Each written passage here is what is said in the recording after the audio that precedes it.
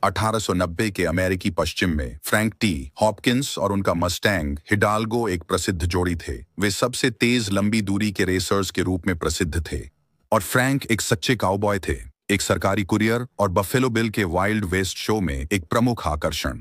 Film की शुरुआत Frank और हिडाल्गो के एक अन्य सवार के खिलाफ एक कड़े एकल दौड़ में जीतने से होती है। वह आदमी जो बदतमीज था ने हिडाल्गो को तुच्छता से देखा और कहा कि एक जंगली मस्टैंग का प्रतिष्ठित दौड़ में हिस्सा लेने का हक नहीं। उस समय मस्टैंग को निम्न वर्ग का समझा जाता था। वे छोटे थे और अक्सर गरीब काउबॉय या नेटिव अमेरिकन्स द्वारा उपयोग किए जाते थे, लेकिन उपेक्षा के बावजूद वे बहुत मजबूत थे, ऊर्जा बचाने में माहिर और कठिन इलाकों में लंबी दूरी के लिए बने थे।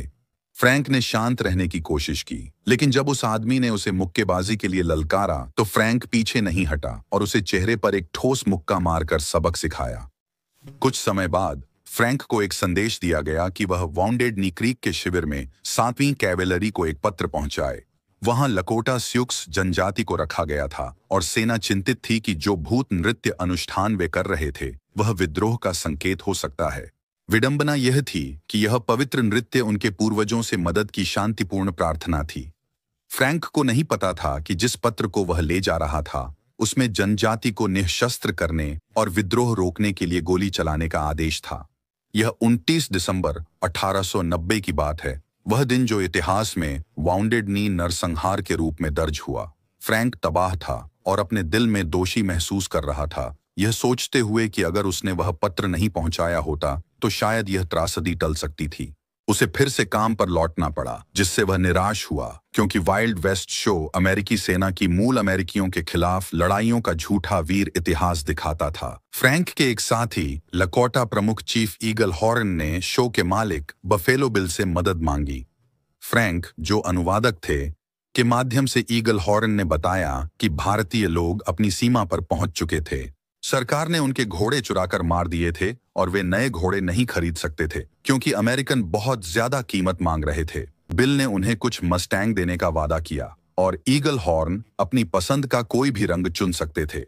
उसी समय एक अमीर अरब घोड़ा प्रजनक शेख रियाद ने अपने 2 आदमियों को फ्रैंक और हिडाल्गो को रेगिस्तान की प्रसिद्ध सहन शक्ति दौड़ में बुलाने के लिए भेजा। इस आयोजन को ओशन ऑफ फायर कहा जाता था और यह 1000 सालों से चल रहा था। यह दौड़ अरबी रेगिस्तान के पार और सीरिया तक 3000 मील की कठिन यात्रा थी।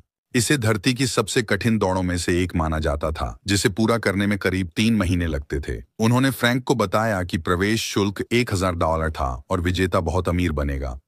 फ्रैंक नाराज था क्योंकि केवल शुद्ध अरबी घोड़ों को ही प्रतियोगिता में भाग लेने की अनुमति थी।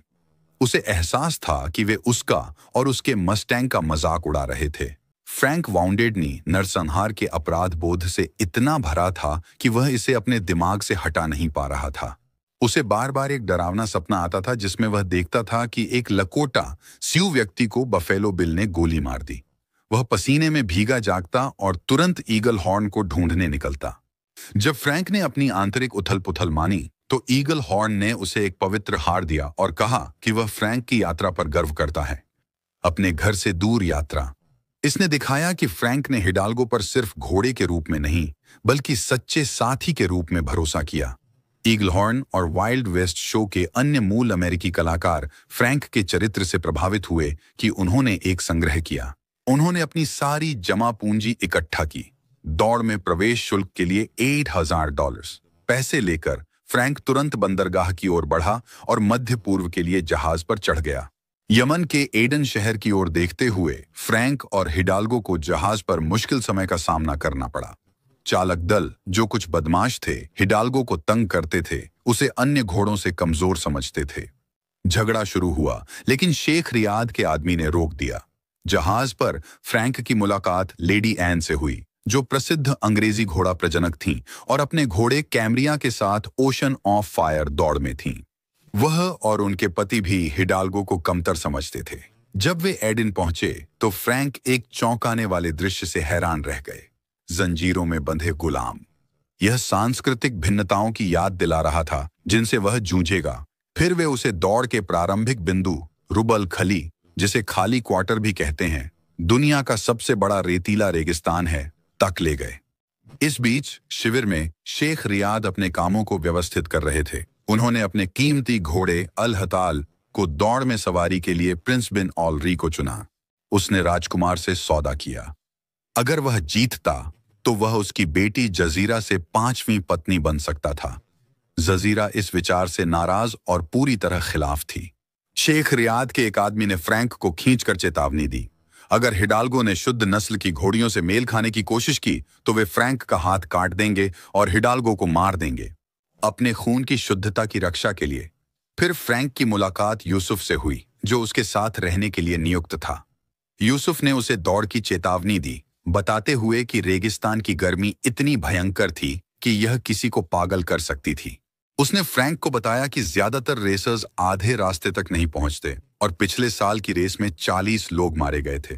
फिर फ्रैंक को शेख रियाद से मिलवाया गया, जो बहुत घमंडी थे। शेख रियाद ने फ्रैंक से हाथ नहीं मिलाया, ये सोचते हुए कि गैर मुस्लिम को छूने से उनकी भविष्य देखने की क्षमता खत्म हो जाएगी। जब फ्रैंक ने जजीरा को देखा तो वह हैरान रह गया। फिर शेख रियाद ने फ्रैंक से कहा कि वह इस दौड़ में हिस्सा लेने वाला पहला विदेशी था। शेख रियाद के लिए $100,000 से अधिक की इनामी राशि का कोई महत्व नहीं था। उन्होंने कहा कि सम्मान सबसे महत्वपूर्ण है, साफ लड़ाई में जीत। फ्रैंक के जाने से पहले शेख रियाद ने उसे $10,000 की पेशकश की अगर वह अपनी कोल्ट पिस्तौल पर दांव लगाता। फ्रैंक ने तुरंत निर्णय नहीं लिया। अगले दिन फ्रैंक ने लेडी एनी से थोड़ी बात की, जो आत्मविश्वास से भरी थी। उन्होंने बताया कि अगर वह जीतती हैं तो उन्हें शेख रियाद के पुरस्कार विजेता घोड़े अल हाताल के साथ प्रजनन का मौका मिलेगा, लेकिन अगर वह हार गई तो उसे इनाम का 40% देना होगा। दूसरी ओर फ्रैंक सिर्फ इनाम के लिए इसमें शामिल था। हर रेसर को एक बैनर उड़ाना था, तो यूसुफ ने फ्रैंक के लिए एक बैनर बनाया जिसमें ईगलहॉर्न द्वारा दिए गए हार का डिजाइन था। सभी तैयारियां पूरी होने के बाद खाना, पानी, तंबू और बाकी सब कुछ, रेसर्स स्टार्टिंग लाइन पर खड़े हो गए, जिनमें फ्रैंक भी शामिल था। उसके बगल में खड़ा एक निर्दयी सवार जिसका नाम सकुर था, ने फ्रैंक को एक डरावनी चेतावनी दी। उसने कहा कि 10 सवार सूर्यास्त से पहले भेड़ के बच्चे की तरह भून जाएंगे और फ्रैंक उनमें से होगा। फिर सॉकर ने एक पक्षी हवा में छोड़ा, जो दौड़ शुरू होने का संकेत था। एक अधिकारी ने रेसर्स को बताया कि आग के महासागर से बचने का तरीका है कि वे सूर्यास्त तक सवारी करें, रात को आराम करें और सुबह होते ही आगे बढ़ें। यूसुफ ने फ्रैंक से कहा कि अगर कोई रेसर आधे रास्ते के शिविर तक पहुंचता है तो उसे एक दिन आराम मिलेगा। शुरुआत की बंदूक चली और दौड़ शुरू हो गई। यह एक अराजक दृश्य था और कुछ ही मील में एक घोड़े की टांग टूट गई और सवार को उसे उसके कष्ट से मुक्त करना पड़ा।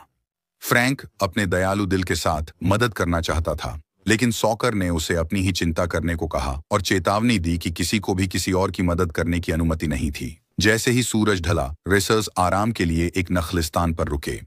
फ्रैंक ने एक खरगोश देखा और रात के खाने के लिए मारने ही वाला था, लेकिन सॉकर के पक्षी, जिसे उसने पहले ही छोड़ दिया था, ने उसे पकड़ लिया। उसी रात प्रिंस बिन अलरी, जो जजीरा से शादी करने वाले थे, ने फ्रैंक से कहा कि वह सुबह लौट जाए। उसने उसे चेतावनी दी कि दौड़ का अगला हिस्सा बहुत खतरनाक होगा, लेकिन फ्रैंक डरा नहीं। वह बस वहां बैठकर अपनी हारमोनिका बजाता रहा। यह देखकर कि फ्रैंक दौड़ जारी रखने के लिए दृढ़ था, बिनलरी ने कुछ गुंडों को रिश्वत दी ताकि वे फ्रैंक को अगले कुएं से पानी लेने से रोक सकें। लेकिन जब फ्रैंक पहुंचा तो वह डरा नहीं। उसने उनसे लड़ाई की और जल्दी से हरा दिया। फिर उनका सारा पानी लेकर हिडाल्गो की ओर लौट गया। गुंडों ने गोली चलाई, लेकिन फ्रैंक बच निकला। जब हिडाल्गो पानी पी रहा था, अचानक एक रेतीला तूफान आ गया। हालांकि वे तूफान से निकलने में सफल रहे, लेकिन उनकी सारी पानी रेत से भर गई थी, इसलिए उन्हें बिना पानी के उसे फेंकना पड़ा। वे फिर भी आगे बढ़ते रहे और सभी बाधाओं के बावजूद वे रेगिस्तान के बीच स्थित आधे रास्ते के शिविर तक पहुंच गए। सभी लोग चकित थे, जिनमें शेख रियाद, जजीरा, लेडी एनी और यूसुफ शामिल थे।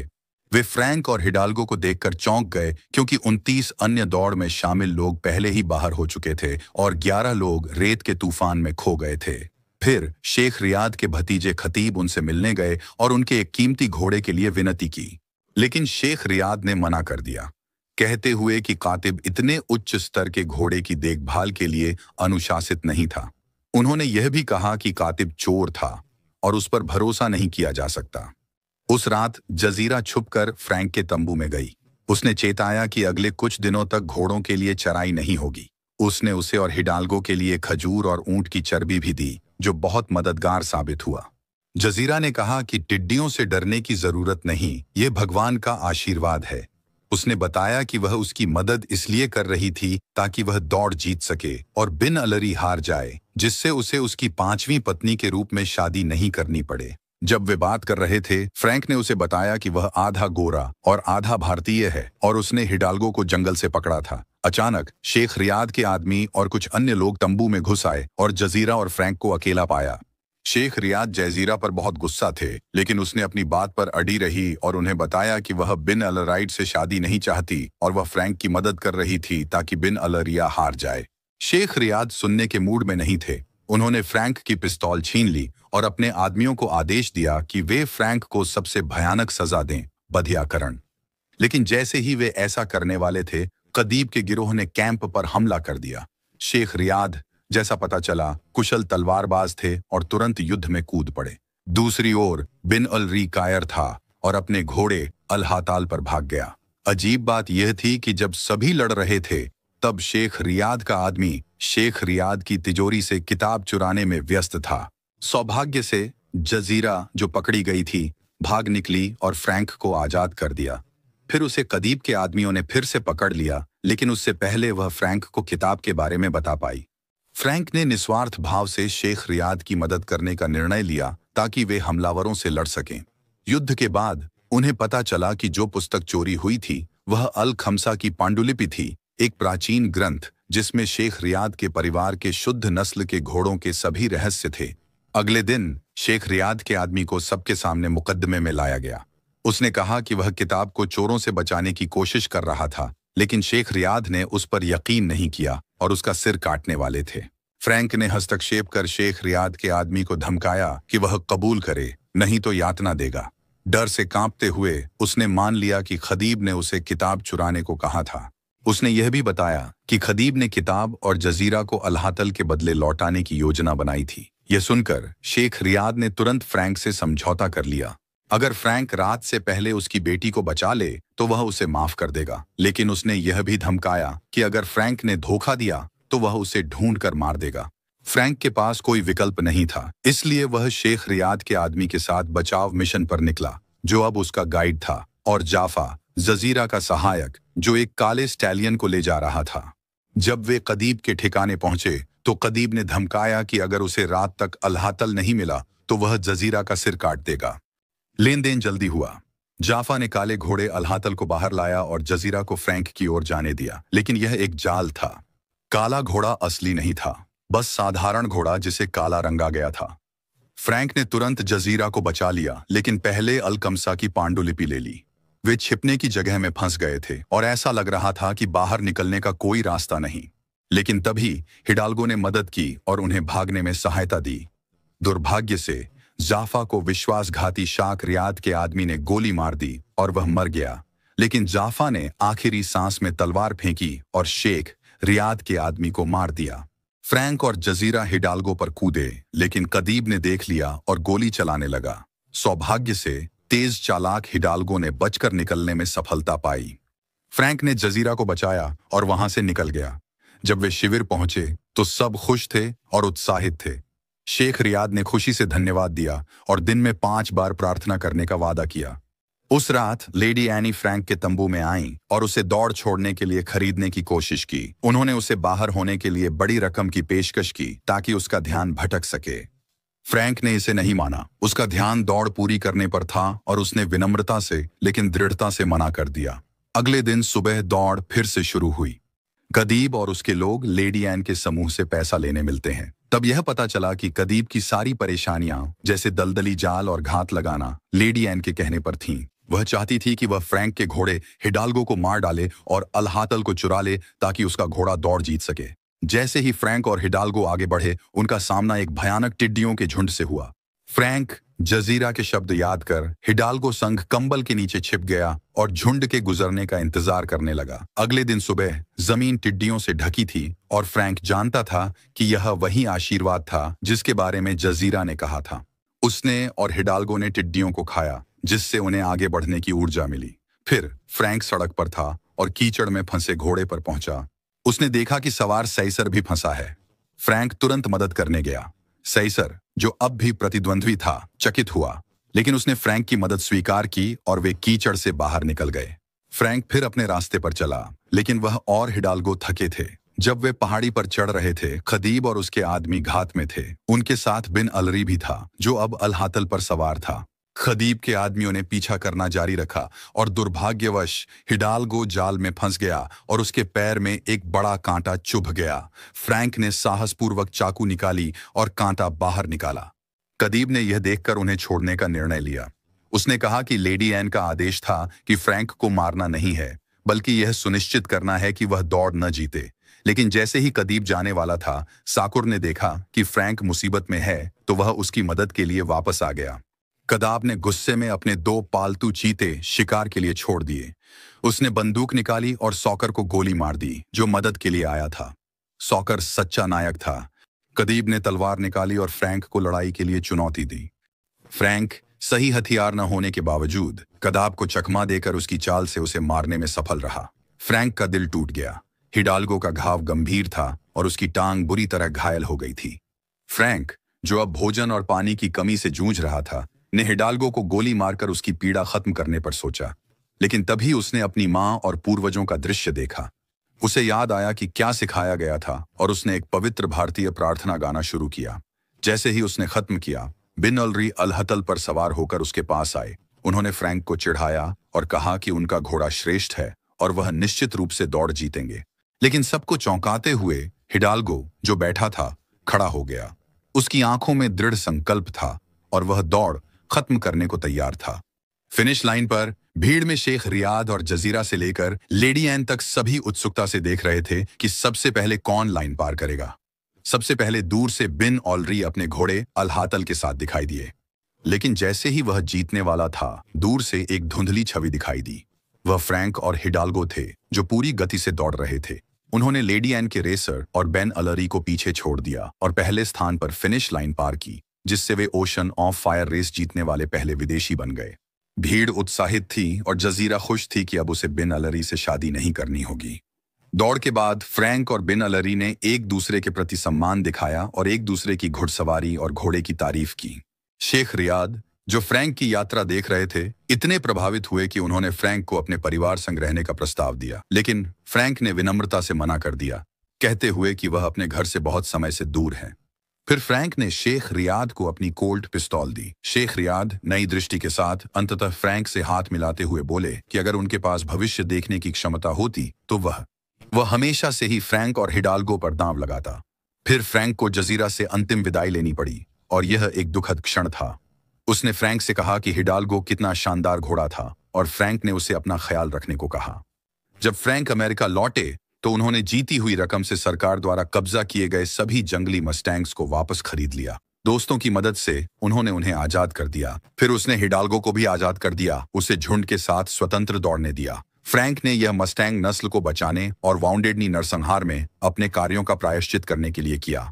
वह घोड़ों को भारतीयों को लौटाना चाहता था, क्योंकि वे सिर्फ परिवहन नहीं बल्कि उनकी संस्कृति और जीवन शैली का हिस्सा थे। फिल्म के अंतिम टेक्स्ट ने बताया कि फ्रैंक टीजास हॉपकिंस ने 400 से अधिक लंबी दूरी की दौड़ें जीती और अपने 60 के दशक तक प्रतिस्पर्धा करते रहे। वह जंगली मस्टैंग्स के लिए जीवन भर के कार्यकर्ता बने रहे, जब तक कि 1971 में 86 वर्ष की आयु में उनका निधन नहीं हुआ। आज हिडाल्गो के वंशज ओक्लाहोमा के ब्लैक जैक माउंटेन पर स्वतंत्र रूप से दौड़ते हैं, जो फ्रैंक की विरासत का प्रमाण है।